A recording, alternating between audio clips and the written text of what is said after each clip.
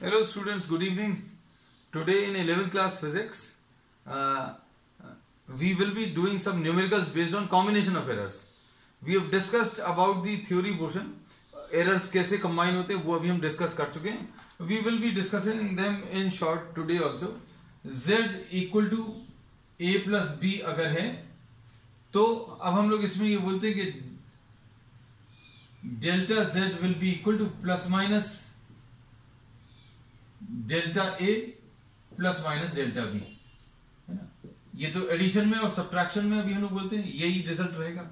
Second, z is equal to a into B और z is equal to a upon B.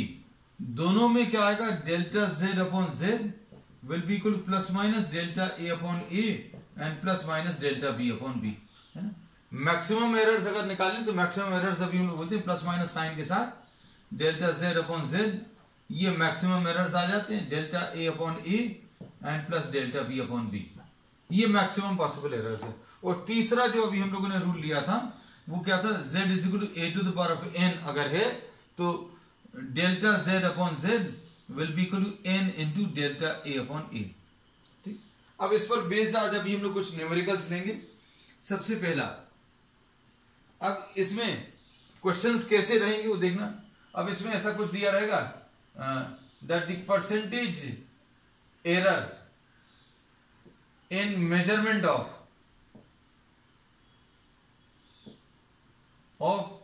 mass and velocity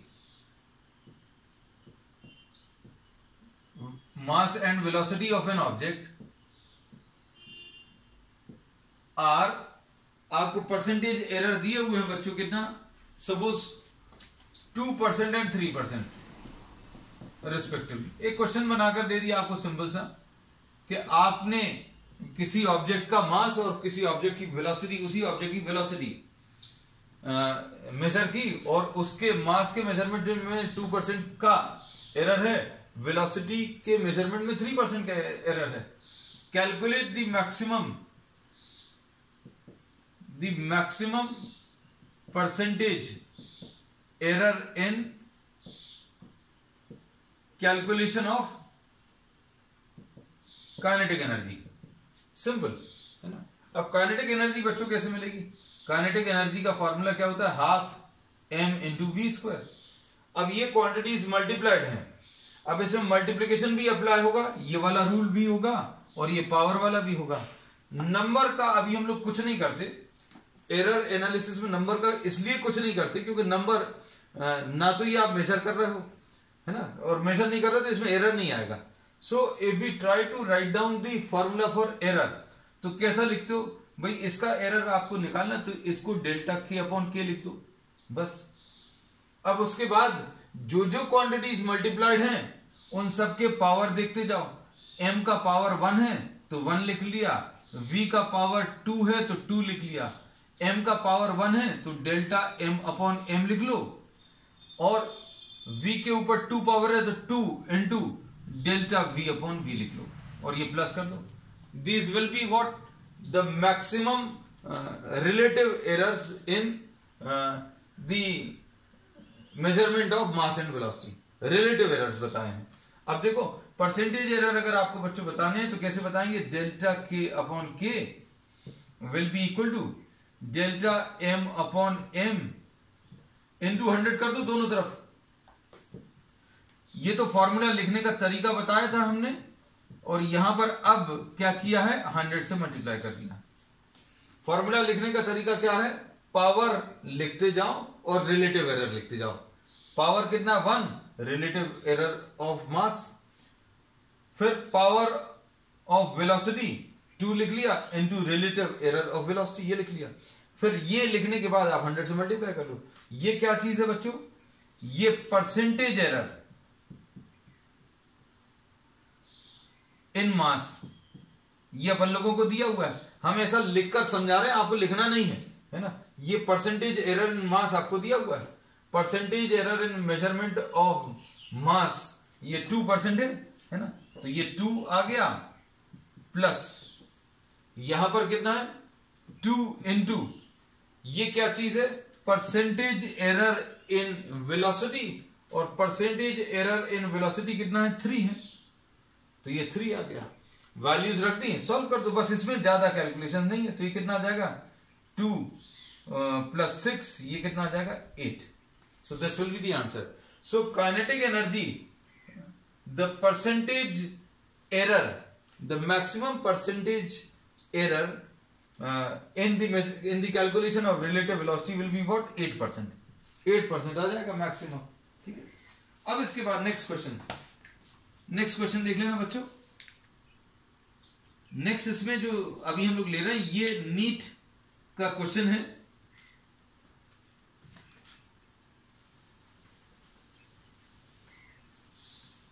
next question number 2 आज का। This is from NEET 2013, है ना। इसमें क्या दिया है, there are 4 quantities, percentage error in measurement of 4 physical quantities.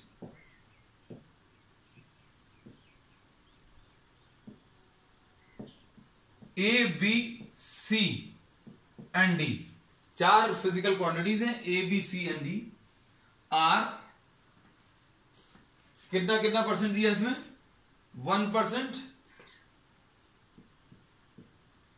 2%, 3% and 4% respectively. इसमें ये दिया है there are 4 physical quantities A, B, C and D and the percentage errors in the measurement of A, B, C and D are 1, 2, 3 and 4% respectively। ये respectively word का मतलब क्या होता है, पहला जो लिखा है A तो पहले का एरर 1 है, दूसरे नंबर पर B लिखा है तो दूसरे का एरर 2% है, तीसरे नंबर पर C है तो इसका 3% है ना। तो अब calculate the maximum percentage error in calculation of P। ये P इन्होंने दिया हुआ है कितना, ये दिया है A³B²/C×D, ऐसा कुछ है। अब इसमें बच्चों कैलकुलेशंस करने का तरीका क्या है, हम लोग कैसा बोलेंगे, आप रिलेटिव एरर ΔP/P लिख लो, ठीक, बहुत सिंपल है। और इधर क्या करोगे आप, इसमें A का पावर देखो ये 3 लिख लिया, और 3 के साथ तुरंत ये 3 किसका पावर है A का, तो A का रिलेटिव एरर लिख लो, लिख लिया। फिर उसके बाद क्या करो, B का पावर देखो, B का पावर कितना है 2 × ΔB/B, ऐसा लिख लिया। फिर उसके बाद C का पावर कितना 1, तो 1 × ΔC/C लिख लिया, और D का पावर कितना 1, तो ये अभी हम लोगों ने 1 ΔD/D लिख लिया है। अब इसमें अभी हमने बोला ये क्वेश्चन को थोड़ा सा अभी हम और चेंज कर दे रहे हैं, ये तो ओरिजिनल क्वेश्चन था, अब हम थोड़ा सा चेंज करके आपको सॉल्व करा दे रहे हैं ताकि आपको थोड़ा सा डिफरेंस तो पता चले। सपोज इसको √D कर दे रहे हैं, आई चेंज दिस क्वेश्चन, है ना, √D कर दिया। अब √D अगर होता तो क्या करते, सिर्फ ये बताने के लिए हमने बोला कि ये D⁻1/2 हो जाता, और ये D⁻1/2 हो जाता तो यहां पर ये 1/2 आता है ना। तो बस अब आपको करना क्या है, बस सिंपल ये याद रखना, पावर लिखना, और कौन सा वाला पावर लिखा है, ये 3 किसका पावर है A का, तो ΔA/A। फिर 2 लिखा, ये 2 किसका पावर है B का, तो ΔB/B। फिर C का पावर लिखा, C का पावर 1 है, ΔC/C। और D का पावर कितना है 1/2, तो 1/2 ΔD/D, है ना। तो कंफ्यूजन बिल्कुल मत रखना, अगर कंफ्यूजन है तो अभी हम इसको वापस हटा दे रहे हैं, है ना। कुछ बच्चों को ऐसा लगेगा कि ये कहां से आ गया, तो अभी हमने सिर्फ आपको ये भर बताया था इसमें चेंज करके कि भाई अगर ये D⁻1/2 होता तो 1/2 लिख देते, अगर ये D³ होता तो 3 लिख देते। तो इसमें डिवीजन के कारण माइनस साइन मत लगा देना, कुछ बच्चे ये गलती कर देते हैं, है ना। तो सारे पावर्स ऐड होंगे, सारे रिलेटिव एरर्स। अब क्या करोगे, ΔP/P × 100 ऐसा कर दिया, = 3 × ΔA/A बच्चों into 100 plus twice into ΔB/B into 100 plus 1 into ΔC/C into 100। ये एक भर स्टेप रह जाता है।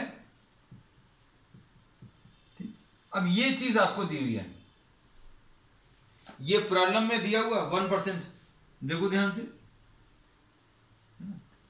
अब ये 1% दिया है, ये 2% दिया है, ये 3% दिया है, और ये 4% दिया है ना। तो बस वैल्यूज पर रखनी है। तो ये कितना आ जाएगा, 3 इंटू 1 प्लस 2 इंटू 2 है ना। फिर उसके बाद 1 इंटू 3 प्लस 1 इंटू 4, बस इतना सा है। कैलकुलेशंस कर लीजिए, ये कितना आ जाएगा, ये 3 प्लस 4 प्लस 3 प्लस 4, ऐसा कुछ आ जाएगा, है ना। तो अब हम लोग इसमें क्या बोलेंगे, 1 4 1 इंटू 3, बिल्कुल सही है। 3 प्लस 4 7, 7 और 7 ये कितना आ जाएगा, 14% है ना। तो इसका जो आंसर आएगा कितना, 14%। अब हम लोग इसमें क्या बोलेंगे बच्चों, हम लोग ये बोलेंगे the percentage error in the calculation of P will be what, it will be 14%, ठीक है। अब नेक्स्ट क्वेश्चन देखो, नेक्स्ट क्वेश्चन में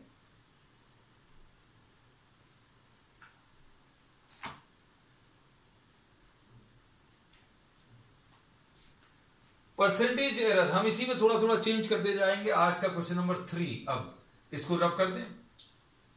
नेक्स्ट क्वेश्चन जो है ये आपको और थोड़ा सा पुराना है, ये है 2008 when this paper was called AIPMT, है ना।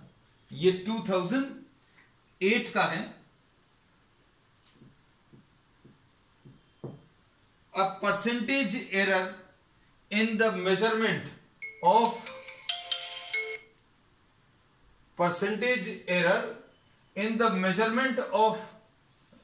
radius of a sphere,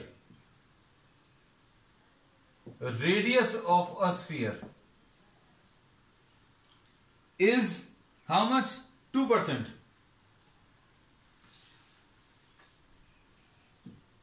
is 2%। अब इसमें क्या करेंगे, calculate the maximum percentage error in the calculation of its volume.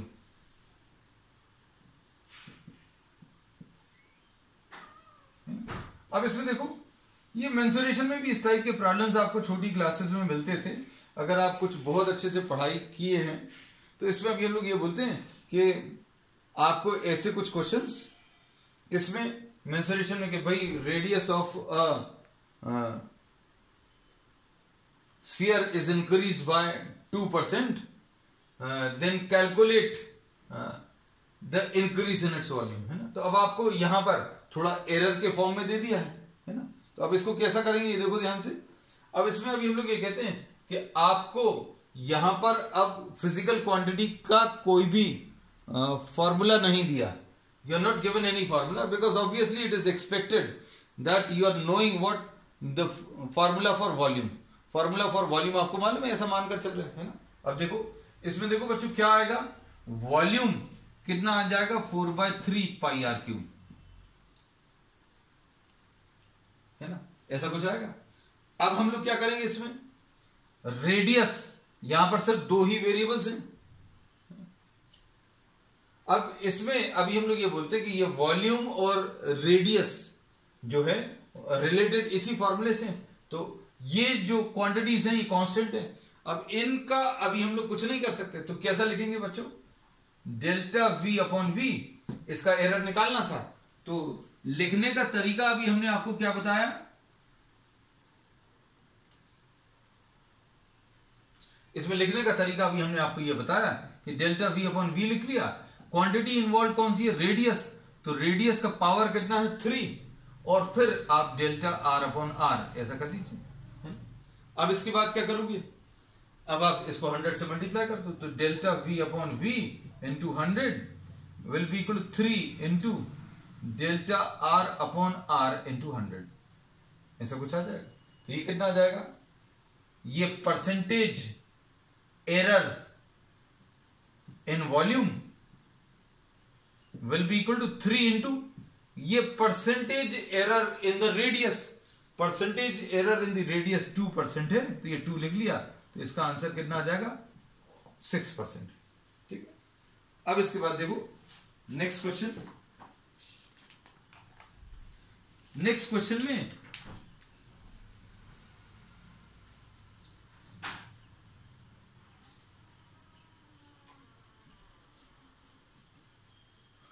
Question number 4 है आज का। The percentage error in the percentage error in the measurement of length of a pendulum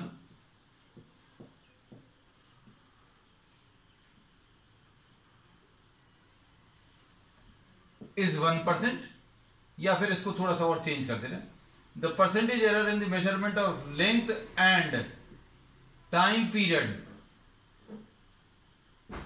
of a pendulum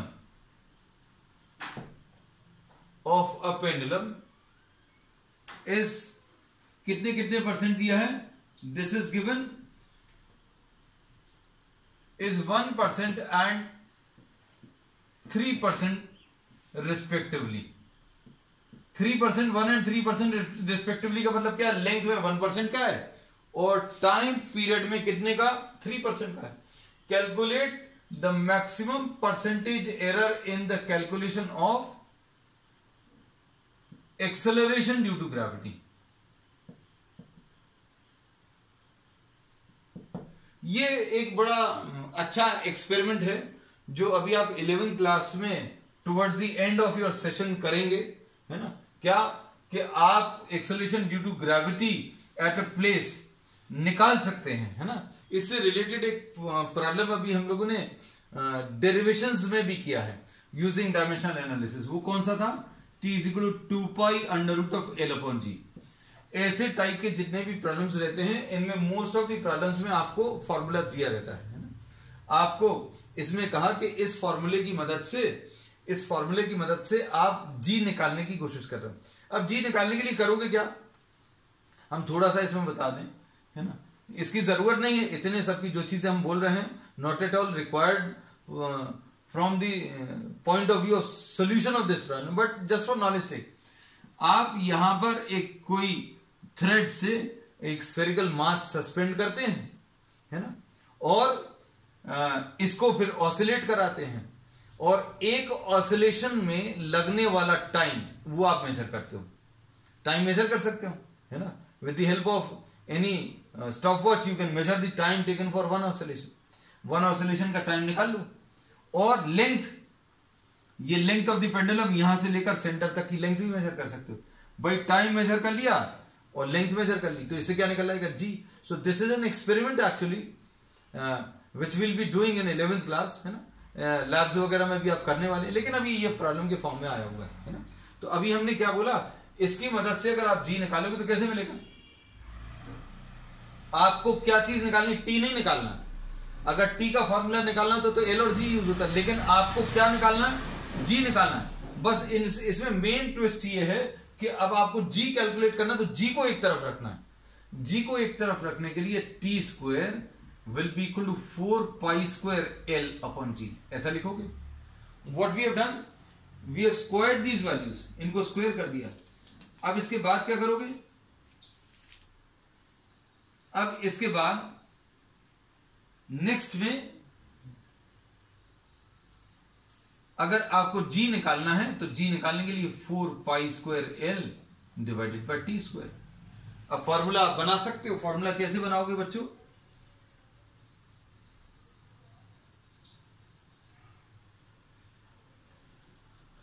इसमें delta G upon जी ये निकालना था,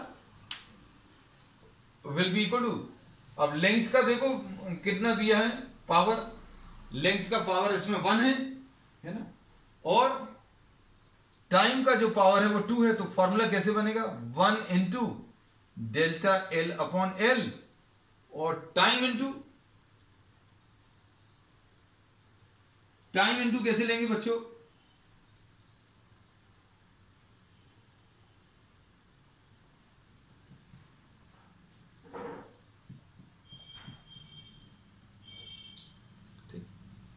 अब इसमें अभी हम लोग ये बोलते हैं, ध्यान से देखना, इसमें delta G upon G into 100 is equal to 1 into delta L upon L into 100 plus 2 into delta T upon T into 100 है ना।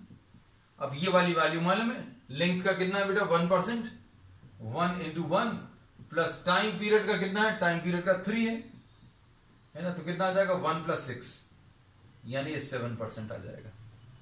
ठीक है, अब देखो ध्यान से, अब इसमें नेक्स्ट क्वेश्चन जो है ये भी बड़ा अच्छा क्वेश्चन है।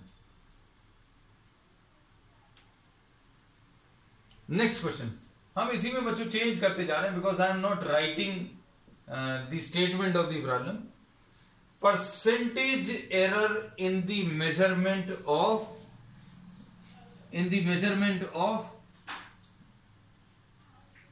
mass and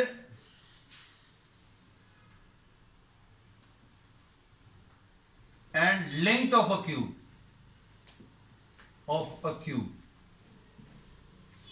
length of the side of a cube। Length of a cube का मतलब क्या, किसी क्यूब की साइड की लेंथ अभी हम लोग मेजर कर रहे हैं। इज हाउ मच, ये दिया हुआ बच्चों कितना 4% and 3%, 4% and 3% respectively. Calculate the maximum percentage error in the calculation of what, density. देखो कितनी आपको वैरायटी मिलती जा रही है प्रॉब्लम्स की, डेंसिटी है ना। अब इसमें देखो बच्चों ध्यान से क्या कर सकते हैं, इसमें अभी हम लोग क्या कर सकते हैं बताओ।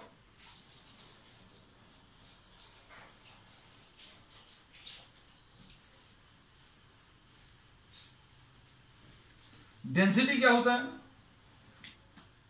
Density is mass upon volume, है ना, यही फॉर्मूला है। अब क्या कर सकते हैं, मास को अभी आप ऐसे ही लिख दीजिए, वॉल्यूम ऑफ द क्यूब। अगर आपने कोई क्यूब लिया और उस क्यूब की बच्चों length of the side is L, ऐसे ही एल दिया है, कुछ नहीं दिया है ना, नथिंग इज गिवन। अब इसमें volume of the cube will be what,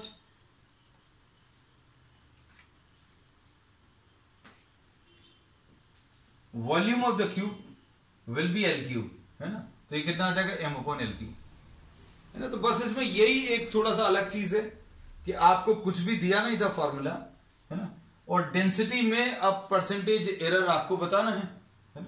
तो अब हम लोग इसमें कैसा बोलेंगे, देखो ध्यान से, density will be equal to mass upon volume, volume में एल क्यूब लिख दिया, तो delta D upon D will be equal to m का पावर कितना है बच्चों 1, delta m upon m plus 3 delta L upon L, है ना। कैलकुलेट करो बच्चों, जल्दी आंसर मैसेज करो।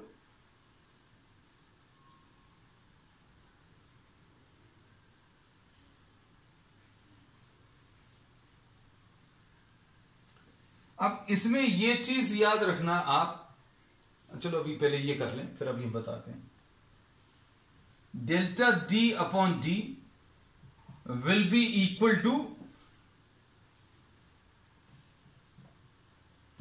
1 delta m upon m into 100 plus 3 delta l upon l into 100, है ना। अब इसमें 14%, अच्छा ठीक है बेटा, देखते हैं अनुज 14% ऐसे है ना। चलो देखते हैं, ये कितना दिया है 4 दिया है, ठीक है, plus 3 into delta L upon L. अच्छा लेंथ में 4% है,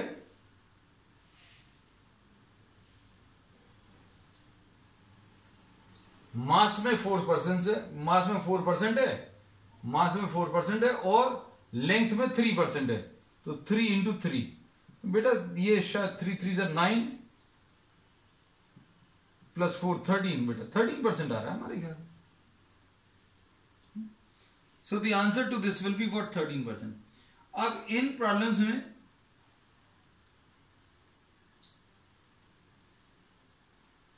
आप अगर परसेंटेज एरर्स ज्यादा हैं तो भी आप इनको यूज नहीं कर सकते, है ना. कैसे, अभी हम आपको एक एग्जांपल देते हैं, ध्यान से देखना. जैसे अभी हम लोगों ने ये पढ़ा हुआ है क्या कि काइनेटिक एनर्जी कितनी होती है, हाफ mv². ये बहुत एक फेमस रिलेशन है जो अभी हम लोग बहुत छोटी क्लासेस से यूज करते आ रहे हैं. अब इसमें देखो ध्यान से, इसमें अगर अभी हम लोग